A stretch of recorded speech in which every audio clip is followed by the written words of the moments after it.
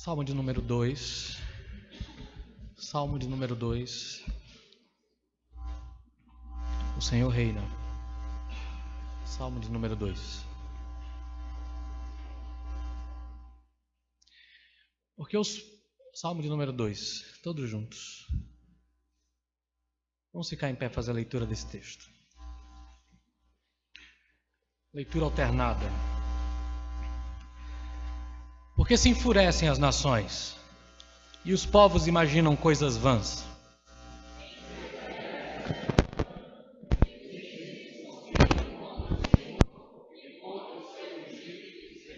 Vamos romper os seus laços e sacudir de nós as suas algemas.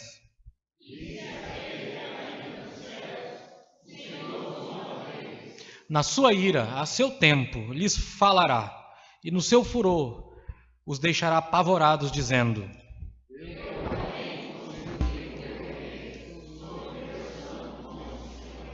O rei diz: proclamarei o decreto do Senhor. Ele me disse: você é meu filho, hoje eu gerei você.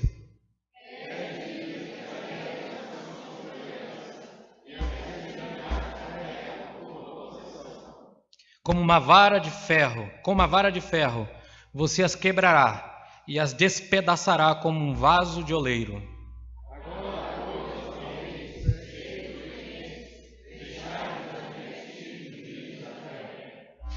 Sirvam o Senhor com temor, alegrem-se nele com tremor.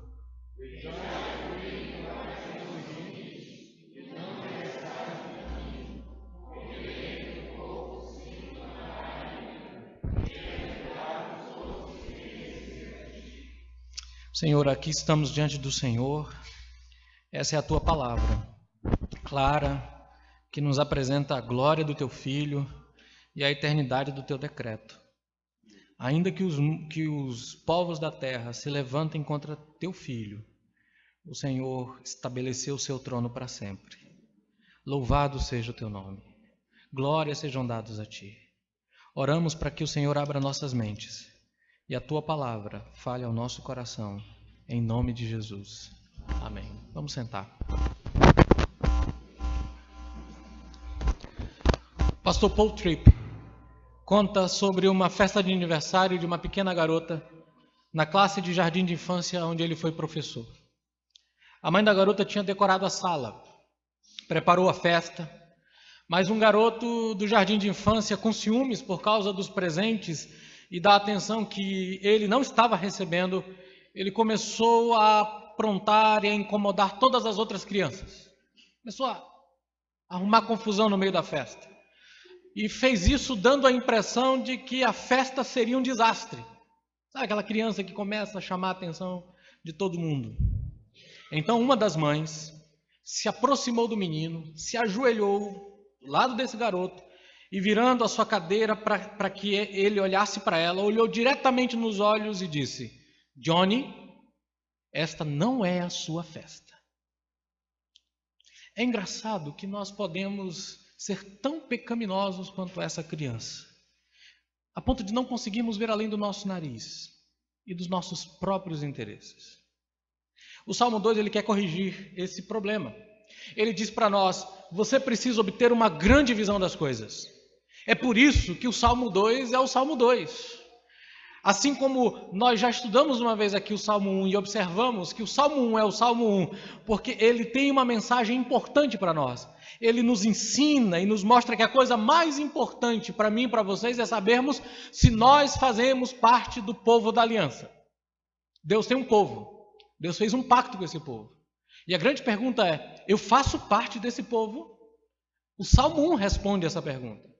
O livro dos Salmos, na Bíblia hebraica, é o primeiro livro depois dos 5 livros da lei, do Pentateuco.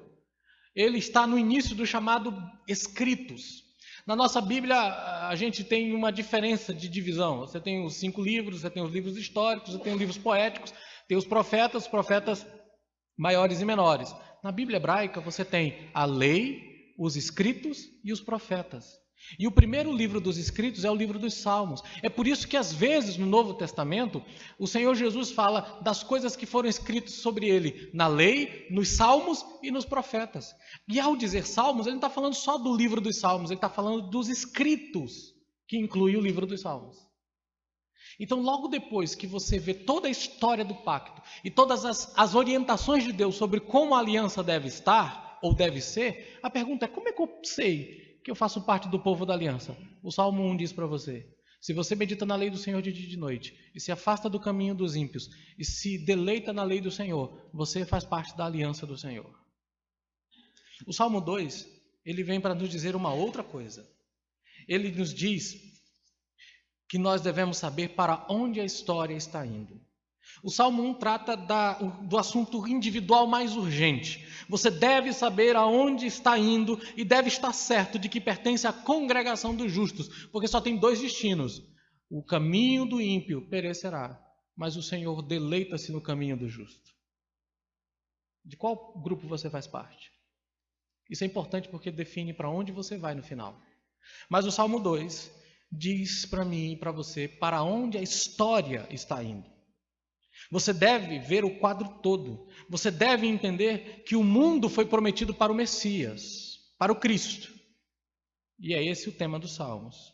O Salmo 2 nos mostra que Deus estabeleceu o trono do seu rei. Não importa o que as nações façam, sua rebelião não será eterna. O Senhor estabelecerá o trono e ele regerá as nações. E enquanto não chega o dia da ira e do juízo, Deus convida as nações a se arrependerem e temerem o Senhor. Eu quero convidar vocês a olharem para o Salmo nas 4 sequências que o próprio Salmo estabelece aqui. O Salmo tem 4 estrofes que nos apresentam o caminho do pensamento do Senhor. É assim que o Salmo é dividido, portanto é assim que nós vamos caminhar. Primeiro nós temos o mundo que odeia a Deus, versos 1 a 3. Depois você percebe que do verso 4 a 6 você tem a resposta do trono diante dessa rebelião e oposição. Depois dos versos 7 a 9 você tem então o decreto determinado pelo trono. E no final, então nós temos o Evangelho, versos 10 até o final do Salmo. Nós temos o Evangelho que convoca as pessoas ao arrependimento. O mundo que odeia a Deus, o trono e sua resposta, o decreto estabelecido por Deus e a convocação do Evangelho para que as pessoas se arrependam e creiam. Vamos lá olhar essas 4 coisas hoje à noite. Primeiro, meus irmãos, vejam o mundo que odeia, versos 1 a 3. Ele diz assim, você vê primeiro aqui o mundo que odeia. Aqui está o mundo hostil, nações raivosas, povos tramam coisas, reis e governantes estão conspirando contra o Senhor e contra o seu rei ungido. O salmista faz a pergunta: por que as nações se enfurecem? Por que se enfurecem as nações? Uma outra tradução seria: por que as nações conspiram? E ele repete a questão com uma pergunta adicional: por que os povos imaginam coisas vãs? E então ele diz: os reis se levantam, os reis da terra se levantam. E repete: e os príncipes conspiram contra o Senhor e contra o seu ungido. O levantar-se é explicado no verso seguinte, quando ele diz: as autoridades conspiram contra o Senhor e contra o seu ungido. Esse é o levantar-se dos reis da terra. Essas são as coisas vãs do verso 1. Essa é a fúria do verso 1.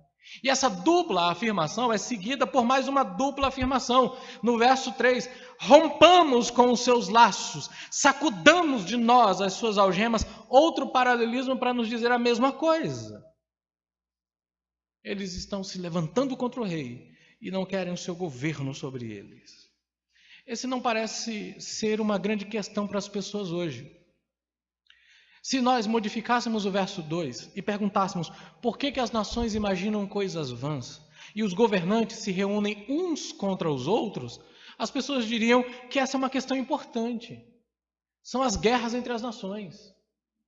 São os povos contra povos. É a Coreia do Norte, Coreia do Sul e Estados Unidos em um conflito internacional. E isso é algo importante. Guerras entre as nações são uma realidade presente em todas as eras. E de vez em quando atormenta alguns de nós. E certamente muitos gostariam que os conflitos se encerrassem, que os conflitos parassem e nós finalmente tivéssemos paz. E muito se discute sobre o assunto, e essa é uma questão de grande preocupação. Eu não preciso ir muito longe, basta assistir os jornais. Mas o salmista não está falando disso. Essa não é a questão no Salmo 2. Ele não está falando de nação contra nação, nem nações lutando umas com as outras, mas nações lutando contra Deus. Nessa questão, eles bem poderiam chamar aqui essas nações de as Nações Unidas, pois elas estão unidas em uma única coisa. Elas estão ombreadas, ombro a ombro, estão totalmente unidas e têm um inimigo em comum, que creiam ou não, é o Deus Altíssimo, do verso 2, e o seu ungido.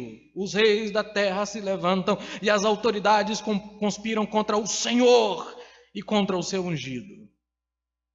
Quer congressos ou parlamentos, quer democracias ou ditaduras, a raiz da atitude das nações e dos líderes desta era é: não queremos que este homem reine sobre nós. Lucas 19:14. Este é o Salmo 1 para os grandes reis da terra. Isso é o que acontece quando o conselho dos ímpios, o caminho dos pecadores e a roda dos escarnecedores se torna internacional. Deixa de ser individual para ser uma coisa internacional. A igreja primitiva, então, interpreta isso para nós. Atos 4, 23 a 31, veja lá. Atos 4, 23 a 31. Vocês lembram o que estava acontecendo? Eles dizem que isso aqui, que o primeiro exemplo dessa rebelião ocorreu na crucificação de nosso Senhor Jesus Cristo. Atos 4, de 23 a 31 diz assim: uma vez soltos, Pedro e João procuraram os irmãos e lhe contaram tudo o que os principais sacerdotes e os anciãos lhe tinham falado. Ouvindo isso, unânimes levantaram a voz a Deus e disseram: Tu, soberano Senhor, fizeste o céu, a terra, o mar e tudo o que neles há. Disseste por meio do Espírito Santo, por boca de Davi, nosso pai, teu servo: por que se enfurecem os gentios? E os povos imaginaram coisas vãs. Os reis da terra se levantaram e as autoridades se juntaram contra o Senhor e contra o seu ungido. E aí então eles aplicam para nós isso. Os líderes judeus tinham ameaçado os apóstolos, eles voltaram e relataram aos fiéis reunidos que em seguida oraram o Salmo 2. E a oração então preenche para nós as lacunas. Quem são essas nações? Quem são esses líderes que se levantam contra o Senhor? E ele diz: Herodes, Pôncio Pilatos, os gentios, o povo de Israel, verso 27. De fato, nessa cidade, Herodes, Pôncio Pilatos, gentios, gente de Israel, se levantaram contra o teu santo servo Jesus, a quem ungistes. E aqui a igreja declara que esse mundo hostil que o Salmo 2 descreve é também um mundo perseguidor. Verso 29 ele diz assim: agora, Senhor, olha para as ameaças deles. Olhe para as suas ameaças. Meus irmãos, a hostilidade e a inimizade dirigida a Jesus é também, quer queira ou não, dirigida ao seu povo. Eles se levantaram contra Cristo, diz o apóstolo em suas orações. Se levantaram contra o teu ungido, contra teu santo servo Jesus, a quem ungistes. Mas logo depois ele diz: olha para as suas ameaças. Contra quem? Contra a igreja, contra o povo de Deus. O Salmo implica, então, que o povo do Messias vai pagar um preço enorme por pertencer ao Messias, por pertencer ao Senhor. Essa inimizade pode variar em intensidade de vez em quando, mas em toda a história há um sangue vermelho correndo, derramando na história o sangue do povo do Messias. Sem dificuldade a gente pode pensar em 3 grandes poderes que tentaram se livrar da autoridade de Deus e de seu Filho. Por 70 anos, o grande poder do comunismo reinou sobre milhões de pessoas e muitos cristãos foram mortos. Durante os anos 30, o fascismo perturbou toda a Europa e também perseguiu a Igreja do Senhor. O sonho de Hitler era que 1000 anos de reinado de superioridade germânica se estabelecesse sobre outras raças. E agora, nesse exato momento, nós temos o islamismo fundamentalista que busca a suprema jurisdição em uma nação após a outra. Eles vão nação após nação, tentando conquistar, governar e dominar essas nações, e eles sonham com a soberania sobre toda a humanidade. Essas 3 forças têm muito pouco em comum. Muito pouco. Mas eles têm uma coisa em comum. São todos hostis ao ungido de Deus. Odeiam Jesus. E odeiam você também. e odeiam a igreja. Odeiam os cristãos. Eu não preciso dizer que durante os 70 anos de comunismo, por exemplo, na União Soviética, houve uma impiedosa busca de ateísmo, da destruição da igreja, fechando seus prédios. Não tenho que falar do ódio contra todos os símbolos cristãos no período do nazismo. Hitler prometeu que seu povo, sendo vitorioso, ele prometeu a eles que o símbolo da cruz seria substituído em cada igreja pela suástica. E no nosso país, a esquerda comunista odeia a fé cristã, odeia os cristãos. Não tenho que lhe falar sobre a impiedosa perseguição dos muçulmanos contra qualquer um daqueles que pertencem ao Senhor Jesus. Vocês sabem muito bem do que eu estou falando. Foi assim, por exemplo, quando os comunistas tomaram a China em 1949. O irmão Yun, da igreja subterrânea, fala que na região onde ele morava, em Nanyang, crentes foram crucificados nas paredes de suas igrejas por se recusar a negar Jesus Cristo. Os outros foram acorrentados a cavalos ou veículos e arrastados pelas ruas até a morte. Um pastor foi içado por uma corda em um guindaste improvisado e depois lançado ao chão para renunciar a Jesus Cristo. Na primeira vez que ele caiu, ele não morreu, então o içaram novamente, o lançaram de novo ao chão e o fizeram até o pastor morrer. Tais episódios marcaram o calendário da história e o nosso século está inundado com tamanha brutalidade. O ódio pelo Messias se derrama sobre o povo do Messias, meus irmãos. Contudo, o salmista implica em que essa rebelião do mundo, este mundo que persegue, é, no entanto, um mundo insano. Essa implicação está por trás da pergunta, porque aqui nós temos uma pergunta, e é uma pergunta atônita. Por quê? Nos versos 1 e 2. Aliás, no hebraico, esta é a primeira cláusula na palavra do Salmo e ocorre apenas essa vez. Mas quando ela é colocada dessa forma e as perguntas que seguem adiante, esse porquê inicial qualifica todas as demais perguntas. Ela está lá para transitar pelas cláusulas seguintes. E a ideia é essa: ele mal pode acreditar. É loucura! Que suicidas incompetentes eles são por possuírem tal raiva furiosa contra o Deus que governa o universo. É incrível que as nações desafiem o Todo-Poderoso. Ele supre a necessidade das pessoas. Salmo 14, verso 17. Ele determina a história das nações e das pessoas. Atos 17, 26 diz que Deus de um só homem criou todas as pessoas e designou cada lugar onde cada pessoa haveria de morar. Nele nos movemos, nele existimos, nele respiramos. Por que as nações se rebelam? Eles procuram a liberdade de uma vida sem Deus. Eles querem um universo sem Deus. Só que o universo sem Deus é um inferno. O mundo é uma bagunça. Moralmente, intelectualmente, socialmente, politicamente, economicamente, ecologicamente, porque eles têm desafiado Deus. O homem foi feito à imagem de Deus, para a glória de Deus, e as nações existem para honrar e glorificar o Rei dos Reis e o Senhor dos Senhores. Por isso é loucura o que eles estão fazendo. A pergunta é essa: por que eles fazem isso? Então o que nós fazemos disso? Bem, deixa eu dizer a você, meu irmão, se você quer ter uma visão do mundo, você deve começar aqui.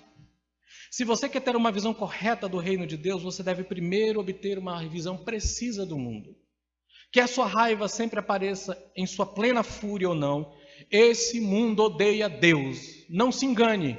Esse mundo odeia Deus, esse mundo detesta Jesus e esse mundo despreza o povo de Jesus. Se o mundo odeia vocês, diz Jesus, saibam que me odiou antes de odiar vocês. Se vocês fossem do mundo, o mundo amaria vocês, mas porque vocês não são do mundo, eu escolhi vocês do mundo, portanto, o mundo odeia vocês. Se você pertence a Cristo, você não será popular nesse mundo, o mundo vai odiar você. E tirada todas as restrições, as pessoas se enfurecerão contra você e contra a igreja do Senhor. Não tem jeito. Nós vivemos uma democracia, temos uma liberdade de culto, mas não são poucas as ações furiosas daqueles que falam mal da nossa fé. Alguns anos atrás, eu me lembro da história de um membro de um certo partido vermelho que usava uma estrela e que, em um debate contra o aborto, na Câmara de Deputados, lá em Brasília, gritou bem alto dizendo: os cristãos deveriam ser queimados. Isso foi agora, há pouco tempo. numa discussão contra o aborto, em que nós conseguimos impedir que a coisa avançasse. Numa luta simples contra o aborto, eles liberam o seu ódio no coração. Queimaram os cristãos. Queimaram os cristãos. E se você tiver o privilégio ou um tempo para ler as histórias que a Portas Abertas tem colocado diariamente sobre cristãos sendo perseguidos no mundo, você vai entender como esse mundo odeia Jesus. Por trás de toda a sua oposição, seja ideológica, seja de perseguição física, está um ódio contra Cristo. O ódio contra a igreja é o ódio contra Jesus. O Salmo está dizendo, eles se levantaram contra o Senhor e contra o seu ungido. Segundo, veja o trono que consola, versos 4 e 6. O segundo diz, você vê aqui o trono que consola. Logo você vê a rebelião, a resposta divina à rebelião mundial. Verso 4. Aquele que habita nos céus, eu gosto da minha versão, a nova atualizada, diz assim, aquele que habita nos céus dá risada. Na sua diz assim, ri-se aquele que está no céu. Já é interessante ri-se, mas aqui é mais interessante. Aquele que habita nos céus dá risadas. O Senhor zomba deles. Você captou a imagem aqui? Deus não está nem um pouco perturbado. Deus vê todos esses poderes do mal reunidos contra ele e ele ri. São ridículos. Os políticos poderosos, os ditadores em seus uniformes militares, os terroristas com suas cargas de bombas amarradas às costas, Deus não está nem um pouco impressionado com isso. São vistos como desprezíveis. Não é humilhante a imagem? O Senhor está dando risada do que eles estão fazendo. A nossa sociedade embriagada com sua visão de Deus como um velhinho sentado num sofá no céu, não entenderá a imagem do verso 4.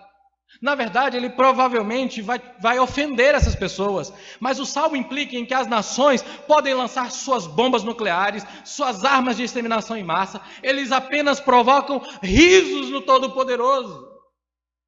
Pensar que os soberanos arrogantes poderiam destruir o reino de Deus com essas ninharias. Depois de ouvir os reis no verso 3, você precisa ver a imagem de Deus rindo no verso 4. Veja o verso 3. Vamos romper os seus laços e sacudir de nós as suas algemas. Aquele que habita nos céus dá risada e zomba deles. Olha que coisa interessante. Deus rindo no verso 4 da atitude rebelde do verso 3. Pastor Sinclair Ferguson, em seu livro Abandonados por Deus, mencionou como o surgimento da raiva pode causar alguns sintomas de depressão. Ele fala de um médico de Londres do século XIX, um tal de Dr. Williams, que era procurado por pacientes que sofriam de depressão leve. Pacientes viajavam dias de charrete para somente descobrirem que o tal médico não existia. Eles gastavam a viagem de volta com muita raiva desse médico. Eles estavam furiosos, mas não estavam mais deprimidos. Algo mais chamou a atenção dele. Então, eles iam até o tal de Dr. William, e chegava lá, não existia Dr. William nenhum, gastavam tanto tempo e dinheiro, e ficavam com muita raiva, voltavam, e com toda aquela raiva a depressão tinha ido embora. Esse é o efeito que o verso 4 deveria ter sobre o leitor fiel do Salmo. Você ouve as bravatas assustadoras do verso 3, as nações rompamos os seus laços, sacudamos de nós as suas algemas, mas então o foco muda para a visão do rei rindo no verso 4. E também a ação divina em contraste com a decisão humana. Veja, o verso 4, rompamos os seus laços, sacudamos de nós as suas algemas. Agora veja o verso 5 e 6. Na sua ira, a seu tempo, lhes falará, e no seu furor os deixará apavorados, dizendo, eu constituí o meu rei sobre o monte Sião, meu santo monte Sião. Você pode vê-lo? Coloque as palavras dos governantes dessa era no verso 3, lado a lado com as palavras de Jeová do verso 6. Eu, porém, um pronunciamento enfático, constituí o meu rei sobre o santo monte Sião. Eles dizem, rompamos, e Yahvé diz, mas eu estabeleci o rei. Quando ele menciona o meu rei, ele está se referindo àquele chamado seu ungido do verso 2. Ele zomba da rebelião insignificante no verso 4, e ele já instalou o rei que governará o mundo, versos 5 e 6. Rompamos os seus laços, mas eu já estabeleci ele como rei. Tiremos as suas algemas, mas ele governará sobre vocês. Yahvé instalou o seu rei em Sião, em seu santo monte. Ele está falando da sua escolha do rei do pacto. Davi e a linhagem real de Davi, que culmina no próprio Messias. Mas olha onde ele começa. A primeira referência na Bíblia está em 2 Samuel 5,7. A fortaleza de Sião que Davi conquistou dos jebuseus. Essa Sião era uma área insignificante de 11 hectares instalada no cume sudoeste de Jerusalém. Yahvé implantou seu reino lá. E ela se tornará uma grande montanha que encherá toda a terra. Daniel capítulo 2, verso 54.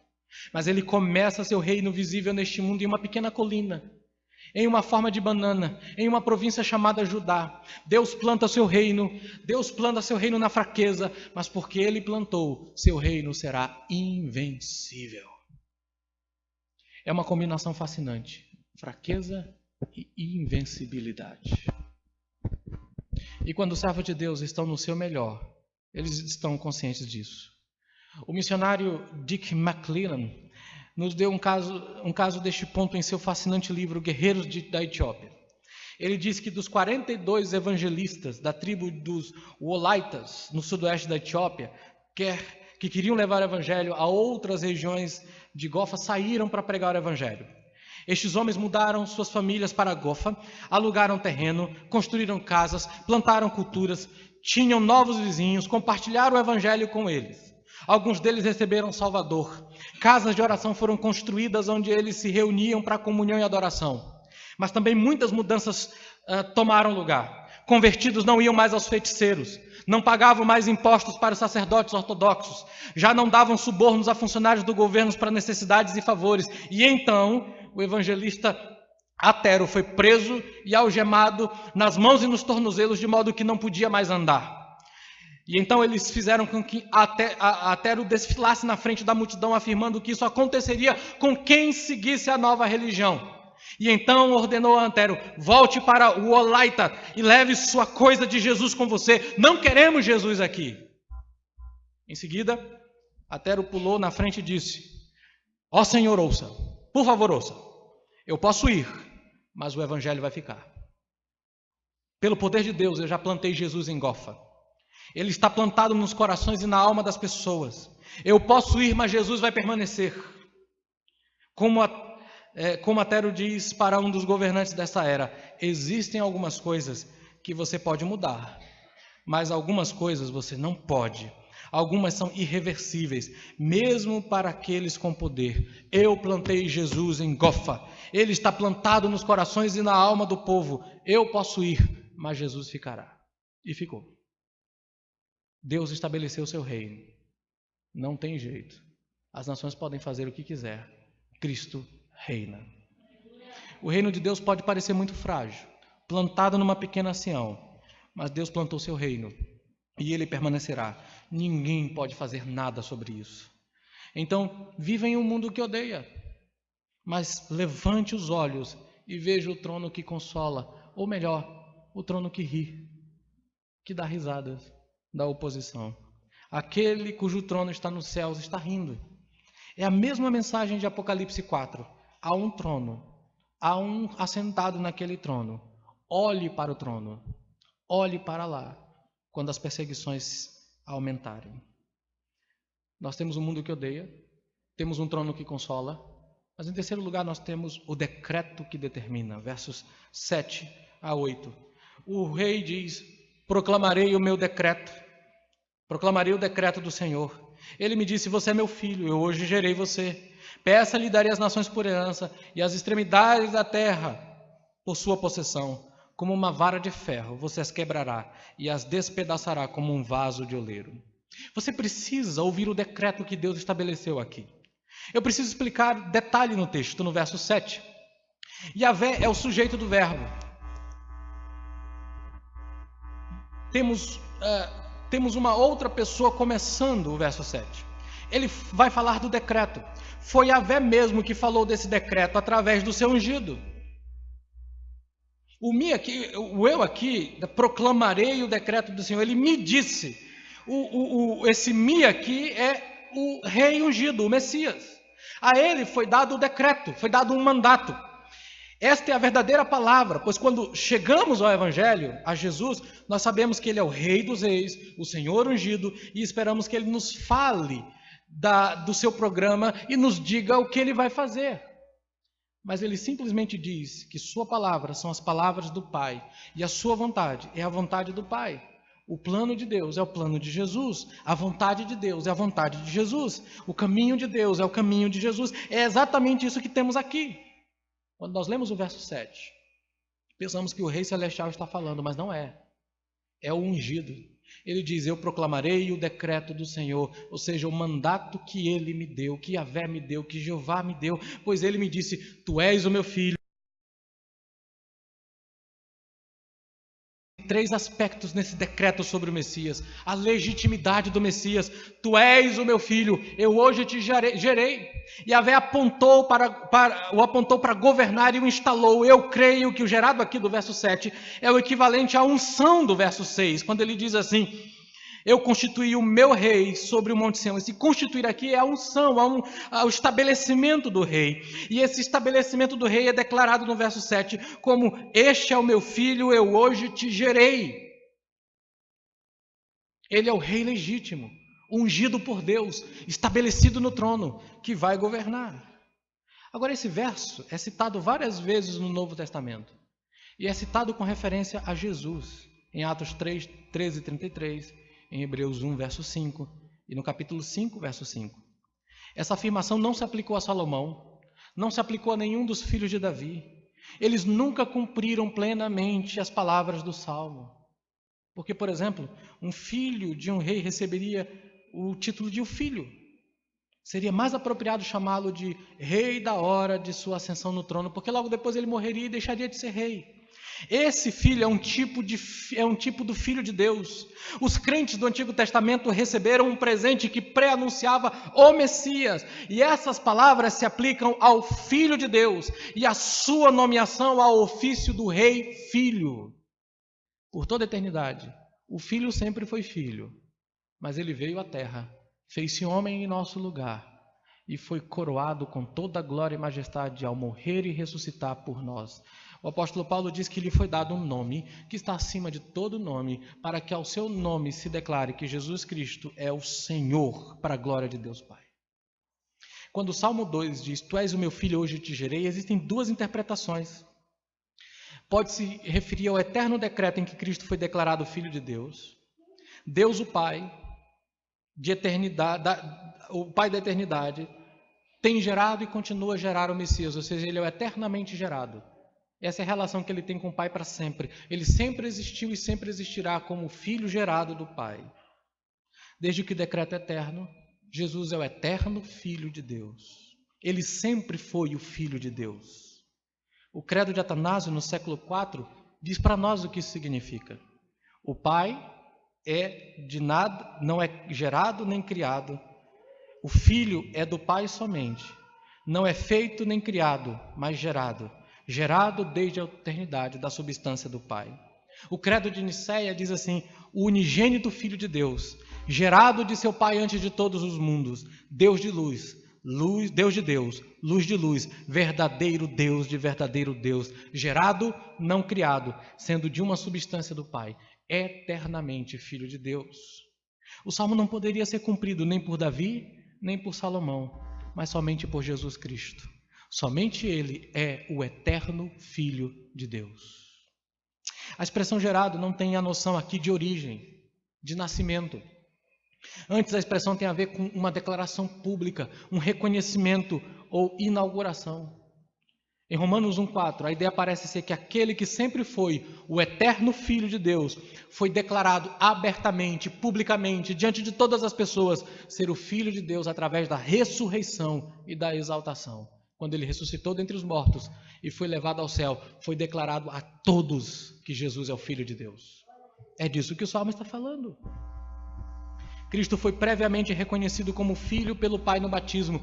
Este é o meu filho amado em quem me comprazo, Mateus capítulo 3, verso 17. E na transfiguração, este é o meu filho amado, a ele eu vi, Mateus 17, 5. Mas o evento da coroação foi a ressurreição de Jesus Cristo e a sua ascensão gloriosa. O salmista retrata Deus como se dirigindo ao filho e chamando-o de meu filho. Ele sempre foi o Filho divino, mas a ressurreição foi a pública declaração da sua filiação e foi a autenticação final de que Jesus é o eterno Filho de Deus. Meus irmãos, a exaltação de Cristo pelo Pai quando ele ressuscitou dentre os mortos e se assentou à destra de Deus foi o divino reconhecimento de que Jesus, a despeito da humilhação, de ter sido feito homem, de ter morrido na cruz, era o verdadeiro e único Filho de Deus, com todas as prerrogativas de ser um filho de Deus. Este é o meu filho, hoje eu te gerei. Olha só o escopo disso, até onde isso vai, a abrangência do governo dele, verso 8. Peça e lhe darei as nações por herança e as extremidades das terras por sua possessão. O pai tem um propósito de dar uma herança a seu filho. Ele convida o filho a pedir a sua herança, que será as nações. Ele possuirá os confins da terra. Em outras palavras, Deus, o Criador, entrega ao ungido, Jesus, o Filho, o Messias, a soberania e o domínio sobre todo o mundo. Tudo pertence a Jesus. Por isso nós afirmamos, irmãos, que Jesus é o único nome nos céus e na terra. Seria mais fácil para nós e viveríamos com nossos vizinhos mais calmamente se disséssemos que Jesus compartilha a autoridade com Maomé, com Buda ou com qualquer outro. Mas o Salmo e a Bíblia inteira diz que isso é impossível para nós. O Pai tem deliberadamente dito na profecia do Antigo e no anúncio do Novo que o mundo pertence a Jesus. Ele é o verdadeiro Rei, só Ele é o Senhor. Sua vontade é absolutamente clara. Todas as nações lhe pertencem. Em João 17, Jesus diz: assim como me deste autoridade sobre toda a carne. E me foi dada autoridade nos céus e na terra. O que o ungido vai fazer com esse mundo então? O que o rei vai fazer? O que esperar do rei? Verso 9. Com uma vara de ferro você se quebrará e as despedaçará como um vaso de oleiro. Uma tradução seria essa: tu as esmigalharás com um cetro de ferro, tu as despedaçarás como a um vaso de oleiro. Porque nós podemos pensar, eu estava começando a me animar com o reino de Cristo.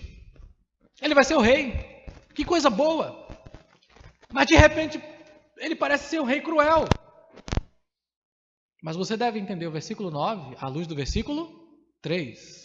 O que é que as nações da terra fizeram? Se levantaram contra o rei, se levantaram contra o ungido e disseram: vamos romper os seus laços e sacudir de nós as suas algemas. Quando chega a hora de impor o seu governo real, Cristo não será recebido de braços abertos pelas pessoas. O mundo desafia Cristo. O reino do nosso Senhor e do seu Cristo não vem porque o mundo dará boas-vindas ao seu reinado e os envolve no reino de Deus, mas porque Cristo impõe seu reino à força sobre o povo rebelde. Os versículos 7 a 9 nos dizem que o Cristo tem todo o poder no céu e na terra e ele vai usá-lo. Muitas pessoas dizem que podem ver Jesus como Salvador, e ele é, mas ele não pode ser um Salvador se primeiro ele não for o rei e não conquistar os inimigos deles e os nossos inimigos.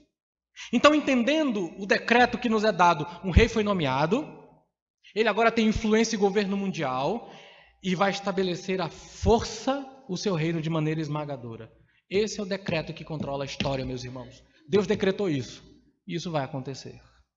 Jesus Cristo, ressuscitado dentre os mortos, retornará corporalmente a essa terra em um poder e glória para esmagar toda a oposição e para reinar em justiça no trono de Davi.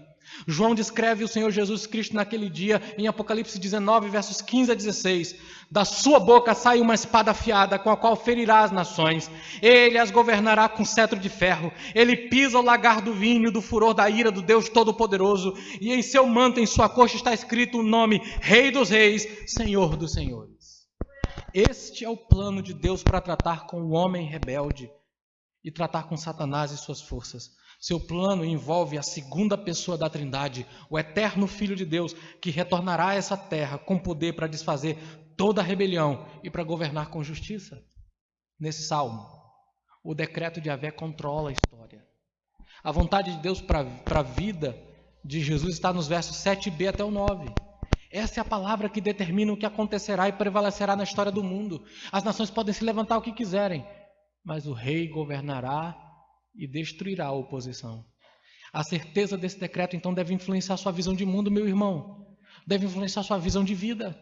Deve colorir a forma como você olha para as condições políticas, para as condições mundiais, para o que está acontecendo agora. Você pode não saber o que fazer com ele sempre, mas você sabe para onde a história está indo. Você sabe que o decreto é esse, e que o decreto controla e molda tudo. É isso que mantém o povo de Deus unido durante essa presente era. Não importa o quanto nos odeiem e nos persigam, Deus estabeleceu Jesus em seu trono. Ele reina sobre todas as nações e ele virá e regerá as nações com inteiro poder. Não tenham medo. Essa é a mensagem. Há um decreto. E o que Deus decreta, acontece. Tudo o que Deus determina, acontecerá. Você pode olhar para agora e pensar, puxa, tudo parece ir contra nós. Somos um grupo pequeno. O mundo nos odeia. Há oposição muito grande. A igreja está se esvaziando de sua fidelidade bíblica. Parece que estamos começando a perder. Mas aqui está um rei que governa, que rege, que controla. E ele voltará. E ai daqueles que não se arrependerem na sua volta. É por isso que o Salmo não termina aqui. O Salmo não apenas diz que o mundo odeia, que Deus dá risada, que Deus determinou o seu rei e que ele controla a história. Mas termina com o Evangelho convocando as pessoas. Versos 10 a 12. Finalmente devemos ouvir o Evangelho que clama. Aqui é como se o salmista mesmo falasse. Mas claramente aqui é um convite do Senhor, do próprio Jeová. Deus é tão completamente desconhecido. Ele aborda os reis e governantes, aparentemente os mesmos descritos no verso 2. Agora, pois, ó reis, sejam prudentes, deixem-se advertir, juízes da terra. Eles recebem uma oportunidade de misericórdia. Os rebeldes são chamados para dar a única resposta razoável. Veja, o decreto é, o rei virá, verso 9, e com vara de ferro os quebrará, e os despedaçará como um vaso de oleiro. Essa é a justiça e a ira de Deus contra quem se rebela contra ele. Mas Deus é cheio de misericórdia. E antes que esse dia chegue, ele diz, agora, pois, ó reis, sejam prudentes. Deixem-se advertir, juízes da terra. Sirvam o Senhor com temor. Alegrem-se nele com tremor. É isso que ele faz. Os rebeldes são chamados para dar a única resposta razoável, prudente. Portanto, ó reis, sejam sábios. Deixai-vos advertir, juízes da terra. Este é um exemplo do paralelismo que os hebreus usavam em sua poesia nos escritos. A linha 1 do verso 10 é repetida na linha 2, mas ampliada e desenvolvida. A primeira parte diz, reis sejam sábios e prudentes. Mas você perguntaria, o que é ser sábio e prudente? A resposta está no alerta, deixai-vos advertir. Isso faz parte da sabedoria bíblica. A Bíblia contém duas grandes coisas, irmãos. A Bíblia contém promessas e alertas de Deus. É fácil para nós ouvirmos as promessas. Nós nos alegramos, nos regozijamos, até choramos com as promessas. Elas são boas novas da Bíblia. Não somos tão entusiasmados com respeito aos alertas. Nós temos caixinhas de promessa, mas não temos caixinhas de alertas.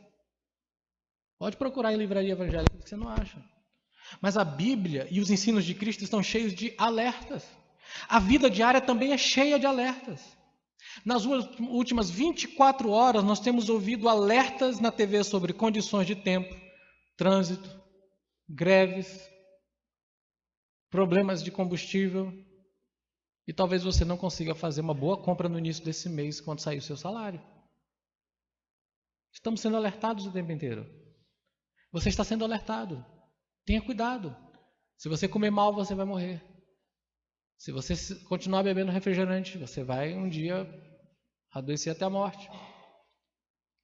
E se você votar em um certo partido de novo, vai dar problema de novo. Vai dar essa bagunça toda. Tenha cuidado. Os alertas estão aí. Tenham cuidado com pessoas que aparentam ser grandes messias libertadores que agora finalmente vão socorrer a nação. Tenham cuidado com isso. Alertas, alertas, alertas. Existem pessoas que são pagas para nos alertar, mas esses alertas são débeis. É obra da igreja alertar pessoas do juízo, dos alertas de Cristo e tudo o que ele disse sobre o pecado e sobre a punição que virá. Os alertas de Cristo precisam ser levados a sério. Quando enfrentarmos o julgamento de Deus, a sua ira contra todo este mal for revelada, nós seremos muito gratos por aqueles que nos alertaram e nos disseram: creiam em Jesus, confiem em Jesus. Este é o ensino deste salmo, é o ensino de Cristo. Ouçam os alertas, porque eles são reais. Nós somos alertados a nos submeter a Cristo. O que devemos fazer à vista dos alertas do verso 9, de que o rei despedaçará todos os rebeldes em pedaços, como ele faz com um pote, nós devemos nos submeter. Isso é dito em 4 memoráveis verbos no versos 11 e 12. No hebraico, o significado pode ser variado, mas veja bem, ele diz no verso 11, alegrai-vos, que pode ser traduzido como vivei, e é provável que seja isso, viva, servi ao Senhor, como temos, e vivam com tremor. Essa seria uma boa tradução. Ou seja, leve Deus a sério, submeta-se a Ele e ao seu governo em Jesus Cristo. Beije o Filho, ele diz no verso 12, pode significar beije sinceramente, beije puramente, mas a palavra pode significar fazer uma homenagem pura, sincera ao ungido, e pode significar uma adoração humilhante, uma adoração humilde diante do trono do rei. Não é uma opção atraente aos reis e governantes. Eles devem beijar o Filho, devem beijar o Messias nomeado do Senhor. Beijo é sinal de submissão. Quando o rei do Oriente Próximo registrou a subjugação e homenagem de um rei conquistado, ele chamava o nome, e o rei conquistado vinha, e então o rei dizia: venha e beije meu pé. E então o rei beijava. Até mesmo os rebeldes que correm por aí, sem uma coroa sobre suas cabeças, enfrentam essa demanda e oportunidade. Dê sua submissão total ao Filho de Deus. O simbolismo pode variar, mas a realidade permanece. Submeta-se a Jesus. A real mensagem e significado desses versos é claro. Ser ungido de Deus é o único rei. A sua sabedoria é ouvir os alertas aos rebeldes e se submeter a Jesus. A tradução aqui, alegrai-vos, também é boa. Ela está colocada junto com temor e alegria. É surpreendente isso. Alegria e temor. Mas isso é que é cristianismo, irmãos. Quando desistimos de nossa rebelião, nos submetemos a Cristo e começamos a temê-lo, compreendendo que Ele é governante, que devemos ser seus servos, que devemos ser seus seguidores humildes. Nós aprendemos domingo passado com o presbítero Carlão sobre o temor do Senhor. Mas, paradoxalmente, temer é uma grande alegria. É um tremendo alívio. Éramos grandes rebeldes e que alívio nos submeter a Jesus Cristo. Saber quem Ele realmente é, quem nós éramos, quem Ele é e quem nós somos agora. Que tremenda alegria saber que nossas vidas podem significar algo sobre o governo de Cristo. E que grande alegria descobrir que a verdade principal é esta: Cristo é o Rei, sua vontade prevalecerá, Ele tem a última palavra. Quer rebelar-se contra Ele? Isso é fútil, isso é tolo, isso é ímpio. Renda-se a Ele. E render-se é o início de toda a verdadeira alegria e de todo o significado de vida. Isso é o que é a alegria cristã. Temer ao Senhor, submeter-se a Ele. Então o que eles fazem? Sirvam ao Senhor, tornem-se escravos do Senhor, submetam-se ao Senhor, diz o salmista no Salmo 2. Alegrem-se, deixem-se advertir, sirvam. alegrem-se. Esse é o alerta. Depois ele diz, não provoque a ira com a sua rebelião, verso 12. Beijem o filho para que não se irrite e não permaneça no caminho, porque em breve se acenderá a sua ira. Bem-aventurados todos os que nele se refugiam. O verso 12 diz que dentro em pouco ele vai inflamar a sua ira. A ira de Deus é a justa punição contra a rebelião humana. Ela nunca é uma ira descontrolada. A minha é, a sua é. Normalmente, nós aqui, todos nós aqui, quando nos iramos, perdemos o controle. Dizemos palavras que nós normalmente não diríamos. Ou fazemos coisas que nós normalmente não faríamos. Com Deus não funciona assim. Sua ira sempre é controlada. A ira de Deus é sempre acompanhada de paciência. Ele é longânimo. Ele é tardio em irar-se. Mas quando o dia estabelecido por ele do juízo chega, aí não tem mais jeito. Não tem atrasos. Não há como evitar. Não tem como parar. Não tem como se opor. No dia em que a ira dele se acender, é impossível fugir. Não tem jeito. Vocês lembram quando o tsunami varreu uma parte daquela região da Indonésia, daquela região toda? Um terremoto fez então levantar uma grande onda. Eu pergunto a vocês, quem podia parar aquela onda? Ninguém. Quando ela veio, não havia nada o que fazer. A ira de Deus, quando vier, não tem o que fazer. Já era. Veja o quadro em Apocalipse 6. Então os reis da terra, os príncipes, os generais, Apocalipse 6, de 15 a 17, os ricos, os poderosos, todos os homens, quer escravos, quer livres, esconderam-se em cavernas e entre as rochas da montanha. Eles gritavam às rochas e diziam, caiam sobre nós, escondam-nos da face daquele que está sentado no trono e da ira do Cordeiro, pois chegou o grande dia da ira deles. Quem poderá resistir, suportar, subsistir? Quem? Essa é uma das mais impressionantes afirmações sobre o juízo de Deus na Bíblia. Apocalipse pôs a verdade em imagens para nós. Ele explica o que significa o Deus de amor se irar no final. Pense sobre a imagem de um pequeno cordeiro. Obviamente o cordeiro é Jesus Cristo, que nós crucificamos, mas virá o dia em que o cordeiro será um leão, quando a ira será vista do Cristo que foi crucificado. Chegará o dia em que dirão, o grande dia da ira dele chegou, quem poderá suportar? Não é isso do que o Salmo 2 está falando, irmãos. Nos é dito que a ira de Deus virá contra todos os que são rebeldes. E eu espero que não haja nenhum rebelde aqui nessa igreja hoje à noite. Eu sou grato que alguém que me disse que eu era um rebelde e que eu achava que não era, me apresentou Jesus e me levou ao Evangelho. A única chance de você fugir da ira do Cordeiro é refugie-se em Cristo, verso 12. Bem-aventurado todos os que nele se refugiam. Aonde você pode se refugiar da ira de Deus? Como você pode se livrar da ira de Deus? A última linha é verdadeiramente o Evangelho para nós. Bendito todo aquele que nele se refugia. Poderia pensar que o salmista diria se refugiar dele, fugir dele, mas não. Como eu posso me refugiar de Deus? Por mudar uma palavra. Eu me refugio de Deus, me refugiando em Deus. Eu me refugio da sua justa indignação por me refugiar em sua grande misericórdia, em sua grande bondade, em sua grande graça, que fez Jesus morrer na cruz por seus eleitos.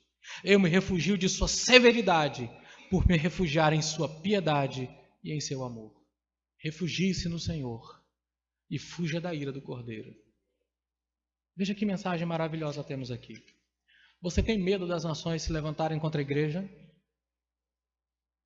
Você fica apavorado diante das más notícias? Não fique. Enquanto nós ficamos com medo, o Senhor dá risadas. Mas tenha medo se você faz parte das nações que se rebelam contra o Senhor. Apavore-se, porque Deus estabeleceu um trono eterno, o de Jesus. E um dia Jesus virá. E quando ele vier, Ele vai despedaçar as nações rebeldes. Mas felizes serão os que nele se refugiam. Se você crê em Jesus Cristo, seus pecados foram perdoados e a ira do Cordeiro não cairá sobre você. Você crê nele? Você já se arrependeu dos seus pecados? Você já confiou em Jesus? Ele é o seu Senhor, Ele é o seu Rei, Ele é o seu Messias. Você se submete a Ele, você está sob o seu governo. Então, não tenha medo da ira do Senhor e nem tampouco da rebelião das nações. Você está refugiado no único lugar onde há verdadeiro refúgio, em Deus. Vamos orar. Senhor, em nome de Jesus, obrigado pela Tua palavra nessa noite, que nos ensina de maneira tão clara que o Senhor tem um decreto estabelecido. Nesse decreto, o Senhor estabeleceu o Teu Filho, o Rei eterno, o eterno Filho de Deus, como aquele que reinará e governará as nações. Todos os povos da terra pertencem a Jesus, e Ele virá com a sua glória e majestade, julgar as nações que se rebelam e salvar a Tua igreja, o Teu povo. Ó Senhor, que nessa noite, todos os que aqui estamos, sejamos aqueles que em Cristo Jesus se refugiam e confiam nele. E que nós nos alegremos no governo e no reinado de nosso Deus. Louvado seja o Teu nome, Senhor. Em nome de Jesus. Amém. Vamos cantar ao Senhor. Levante-se e vamos cantar.